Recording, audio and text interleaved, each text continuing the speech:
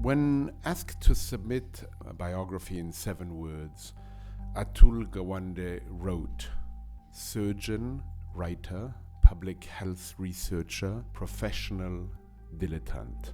Welcome, Atul Gawande. We've taken what was traditionally an experience that was in our control, in our families' control, it was in our homes, it was governed by family, by community, and by religion, and we handed it over to medicine. One of the things that I find most daunting and haunting about your piece is the way in which you articulate what I would call the notion that modern medicine, perhaps our modern times now, have robbed us of our own death. What we do only once in our lifetime is taken away from us. I think it's proving to have been a failure in major ways.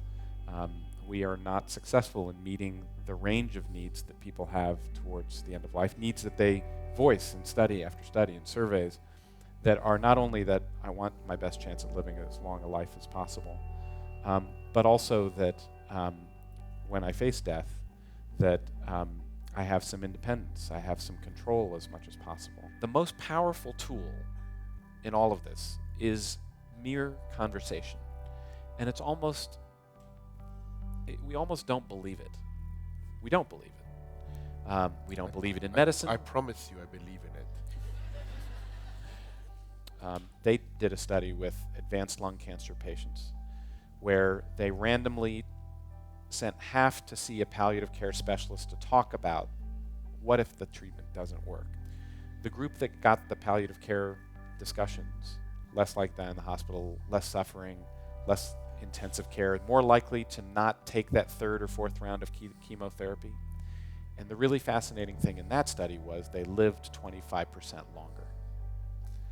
If having these discussions were a drug, the FDA would approve it.